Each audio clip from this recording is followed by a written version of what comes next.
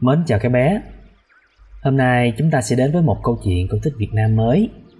Câu chuyện được mang tên Người thợ đúc. Các bé cùng lắng nghe nhé. Xưa có đức thánh khổng lồ chuyên trông nom về nghề đúc và nghề rèn ở hạ giới. Đức thánh thường thân hành đi lại các nơi. Khi giáng xuống miền này, lúc hiện ra xứ nọ, thành người trần để tìm cách dạy thêm cho những người thợ về kỹ xảo. Nhưng trong khi theo dõi việc dạy nghề, Đức Thánh nhận thấy đám đệ tử của mình có những kẻ còn phạm thói lọc lừa điên đảo. Bởi vậy, Đức Thánh lại phải để tâm chữa cả thói hư tật xấu của họ. Có một người thợ đúc rong vai quẩy đôi bồ. Bên trong có đủ các thứ đồ nghề linh tinh như lò bể, khuôn, kéo, kìm và cặp. Miệng thỉnh thoảng cất tiếng rao: ai đúc đồng nồi, đúc xanh, đèn, chiên, thanh la, bình hương, bình hoa, biến cũ thành mới không? Vốn nghề nghiệp thành thạo nên hễ có ai gọi đến, ông chỉ lúi húi làm một vài ngày là xong. Thế rồi cơm ăn tiền lấy, ông lại quẩy gánh lên vai, chuyển từ làng này sang làng khác. Một hôm, từ sáng sớm, người thợ đúc đang bước rảo cho kịp phiên chợ. Đang đi, ông bỗng gặp một chàng trai trẻ tuổi, vai cũng quẩy đôi bồ. Gã trai thấy ông thì đứng lại chào một cách cung kính, rồi nói: xin cho hỏi thăm một tí, con theo thầy con học nghề đã mấy tháng nay. Không may hôm trước đây, khi qua rừng, thầy trò lạc nhau, tìm suốt mấy ngày không ai biết cả. Xin hỏi ông có gặp một người tên là Chu, trẻ ngoài 50, người cao cao râu quai nón hay không? Người thợ đúc mới lắc đầu: ta không hề gặp một người nào như vậy. Dừng một lát, anh chàng mới nói tiếp, vẻ khẩn khoản: thật khổ quá, con học với thầy bấy lâu nay, có biết nghề đúc chút đỉnh, còn muốn học thêm cho thành thạo. Không ngờ thầy trò mỗi người đi một đường. Bây giờ xin ông cho con đi theo, con xin gánh gồng và hầu hạ chu tất. Chỉ cốt học được nghề cầm tay, ngoài ra không có ý gì khác. Chẳng hay ông có lòng thương hạ cố được không ạ? Người thợ đúc thoạt đầu nhìn anh chàng thấy có vẻ ngờ nghệch, nay nghe nói thế thì tỏ ý coi khinh. Ông ta nghĩ bụng: đi đúc rong thì chỉ một mình cũng đủ, đến đâu á thì đã có sẵn người của chủ nhà cung ứng đó rồi. Giả thử có một người quẩy gánh cho thì vẫn là đỡ mệt, nhưng sức mình còn khỏe, cũng chưa cần lắm. Vả chăng được một vài quan tiền công, không lẽ không chia cho người học việc? Thế là ông bèn đáp: ta trông anh còn trẻ người non dạ, nhìn bàn tay còn trắng trẻo chưa xém tí nào. Học cái nghề này không phải là dễ. Thôi, anh hãy trở về đi cài còn hơn. Nghe nói, chàng trai chắp tay cầu khẩn: con cũng đã biết đúc võ vẽ, thầy hãy cho con theo. Nếu mà làm không được á, hay hầu hạ sơ suất, thì lúc đó thầy đuổi con đi cũng không muộn. Thấy hắn kêu nài và cam đoan trung thành với mình, người thợ đúc bỗng đổi ý kiến, nhận lời chàng. Chàng trai mới đổi buồn làm vui, sụp xuống làm lễ bái sư, rồi chúc các thứ đồ nghề, nhập gánh của mình với gánh của thầy làm một, đoạn quẩy gánh lên vai mà đi theo ông thầy mới. Chưa đến chợ, đã có khách hàng đón thầy trò về nhà thuê đúc một chiếc xanh cỡ lớn. Ngã giá xong, thầy trò mới bắt tay vào đắp khuôn để dựng lò thuộc bể. Loay hoay trong suốt mấy buổi đã làm xong. Nhưng qua công việc, người thợ đúc nhận thấy anh chàng học việc của mình còn vụng về hết sức, dường như chưa biết cái gì cả. Bởi thế, sau khi từ giã nhà chủ ra đi, trên đường, người thợ đúc mới cất tiếng mắng anh ta: tao nghe mày nói có biết nghề võ vẽ nên tao mới nhận, Có ngờ đâu mày chỉ là đồ ăn hại. Ông ta không ngờ anh chàng học nghề không tỏ vẻ gì là thẹn thùng hay là bối rối, chỉ ngước mắt nhìn mình rồi bình thản trả lời: Thưa thầy, con đi theo thầy cũ của con, học được cách đúc khác kia, chứ không phải như cách đúc của thầy vừa rồi. Người thợ đúc ngạc nhiên, vội hỏi: Sao? Mày nói mày học được cách đúc khác là đúc thế nào? Thầy con không đúc nồi niêu, xanh chảo hay là bình hương bình hoa, mà là đúc người. Đúc từ người già thành người trẻ, đúc người xấu thành người tốt. Người thợ tưởng hắn mất trí nên càng sửng sốt. Ô, mày nói gì lạ vậy? Tao chưa từng nghe điều đó bao giờ. Thưa thầy, thật đó ạ. Cách đúc cũng dễ, không khó khăn nặng nhọc gì cả. Chỉ nhờ vào mấy cái khuôn của thầy con để lại, con có mang theo đây này. Nói rồi, anh dở khuôn cho người đỡ đúc xem. Trong khi thầy tò mò nhìn từng cái khuôn lạ, thì trò lại nói thêm: Thưa thầy, tuy con mới học võ vẽ, nhưng làm cũng dễ lắm ạ. Mà lại được nhiều tiền nữa. Mỗi chuyến thầy làm nhiều lắm cũng 4-5 quan. Nhưng mỗi chuyến thầy cũ của con làm á, thì được những 100-200 quan là chuyện bình thường. Người thợ đúc đi từ ngạc nhiên này đến ngạc nhiên khác, nhưng thấy hắn ăn nói có vẻ chân thật, nên cuối cùng cũng bụng cũng hơi tin. Sau đó lại hỏi: Anh có tự tay đúc được như anh nói không? Thưa thầy, thầy con đã từng cho con tự tay làm lấy một mình, nên chắc chắn có thể làm được. Thế thầy anh rao hàng như thế nào?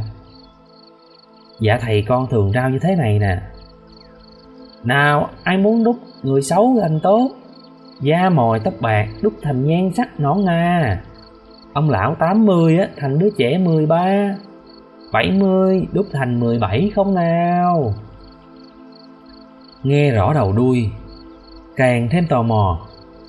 Người thợ đúc chỉ muốn anh học nghề làm ngay cho mình xem tận mắt, liền mới bảo hắn: Thôi bây giờ tôi hãy tạm nghỉ công việc của tôi, để xem cách làm ăn của anh chút đã. Anh cứ rao như thế đi. Nếu có ai thuê á, thì anh thử làm cho tôi xem. Nhưng nên nhớ, nếu mà có xảy ra việc gì á, thì tôi không biết đâu đấy nhé. Từ giờ phút đó, thầy nhường cho trò rao và liệu tính hết mọi việc. Đến một làng nọ, một người phú hộ nghe tiếng rao liền gọi vào hỏi: Này, 70 đúc thành 17 là thế nào? Chàng trẻ tuổi đáp: Cũng như nồi cũ đúc thành nồi mới thôi, nhưng đây là đúc người, xấu xí ra xinh đẹp, già yếu thành trẻ khỏe.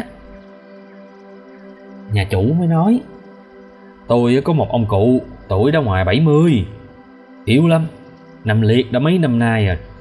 Nếu đúc cho khỏe và trẻ lại được á, thì hay đi. Nhưng anh lấy công bao nhiêu? Tôi lấy rẻ cho ông 150 quan, và cơm ăn cho cả hai thầy trò tôi. Ngoài ra, phải có 20 xảo than, mượn cho tôi một cái bung 30, và dọn cho tôi một gian buồng kính, không để một ai được dòm vào. Nếu mà làm được á, thì 150 quan cũng không có đắt. Nhưng vị phỏng chết người thì sao? Nếu chết người thì tôi xin bồi mạng. Tôi sẽ làm giấy cam đoan cho ông. Người thợ đúc từ đầu đã chăm chú theo dõi việc làm của anh học nghề. Ông thấy anh ta có vẻ thông thạo. Trước hết, anh xin giấy bút viết ngay tờ cam đoan. Trong giấy, anh hứa nếu mà làm không xong thì sẽ không nhận tiền. Hoặc nếu làm cho khách hàng chết hay bị thương tích gì thì xin chịu tù tội. Thế rồi ung dung chờ cho cơm nước vào đâu đấy. Anh dẫn thầy vào buồng kính, lấy khuôn ra, tô đi nặn lại. Vừa làm vừa bày vẽ từng tí cho thầy. Công việc chỉ trong một buổi là xong. Chiếc bung được bắt lên một cái bếp lửa hồng. Đoạn Anh đưa ông già vào buồng, lột áo quần đánh nhẹ một phát. Ông già ngã lăn ra chết, không bối rối chút nào. Anh mới đưa xác của ông già bỏ vào trong bung, đổ nước vào, rồi vừa thục bể vừa đảo. Sau 3 ngày 3 đêm, nước trong bung đã trở nên quánh lại. Cuối cùng anh bưng bung nước ấy đổ tất vào khuôn. Đợi nguội 3 ngày 3 đêm nữa, anh mới tháo khuôn ra. Quả nhiên có người từ trong đó dần dần cựa quậy, rồi nhổm dậy bước ra. Mặt mũi vẫn còn phảng phất hình trạng của ông già, nhưng má hớp hóa thành má căng lên. Tóc xưa bạc bây giờ đã trở nên đen nhánh. Suốt mấy ngày, người đúc hồi hộp chờ đợi. Giờ đây mới thở phào khi người chết đã sống lại khỏe và trẻ đúng như lời rao. Chủ nhà thấy bố mình được cải lão hoàn đồng thì mừng rỡ bội phần. Ông ta vội mang tới đặt lên bàn 150 quan tiền bó mo cùng nhiều tặng vật, rồi tỏ lời cảm ơn hai thầy trò. Anh chàng học nghề chia ngay cho thầy mình một nửa. Người thợ đúc sung sướng quá đổi, ngợi khen chàng trai hết lời. Trong bụng ông ta thầm nghĩ, kể ra làm cũng chẳng khó, mà lại được nhiều tiền, thế mà từ lâu không ai biết cả.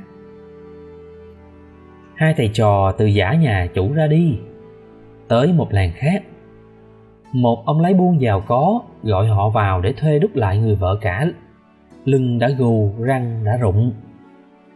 Công việc lại diễn ra hệt như trước, cũng viết giấy cam đoan, cũng đưa khuôn ra đắp, rồi cũng đánh chết bà già bỏ vào bung. Nhưng lần này thì người thợ đúc không còn hồi hộp nữa. Hắn xắn tay áo giành lấy công việc ở người học trò và chịu khó làm đủ mọi chuyện. Sau 6 ngày 6 đêm chờ đợi, khuôn được tháo ra. Quả nhiên bà lão đã biến thành người tố nữ, làm cho ai nấy đều trầm trồ kinh ngạc. Khi cầm lấy những quan tiền của anh học nghề trao cho, người thợ đúc suy nghĩ, tất cả phép lạ đều ở trong cái khuôn kia cả. Chỉ nhờ có mấy cái khuôn của ông thầy hắn để lại mà làm ra bộn tiền. Một cái nghề ngon ăn biết bao nhiêu. Có lẽ trẻ con nó cũng làm được, tội gì mà không chiếm lấy để một mình hưởng lợi.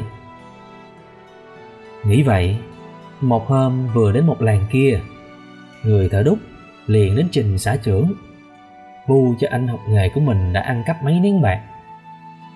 Chàng trai cố sức cãi lại nhưng anh không làm sao minh oan được, vì lúc dở ra khám, mấy nén bạc có đánh dấu không biết tại sao lại lù lù trong ruột tượng của anh. Cuối cùng anh bị xã trưởng đóng gông lại đi giải lên quan. Người thợ đúc bèn chiếm lấy tất cả đồ nghề rồi quảnh gánh đi miết. Hắn đi đến một cái làng xa mới dừng lại, nhận đúc thuê cho một nhà nọ để cải lão hoàn đồng cho một ông già ngoài 80 tuổi. Bắt chước người học trò, hắn cũng làm giấy cam đoan tử tế, rồi cũng dỡ khuôn ra tô tô đắp đắp như kiểu hắn đã được chỉ vẽ. Khi đưa ông già vào buồng, hắn cũng choảng cho ông già một vố chết lăn. Đoạn bắt tay vào những công việc như hắn đã làm lần trước.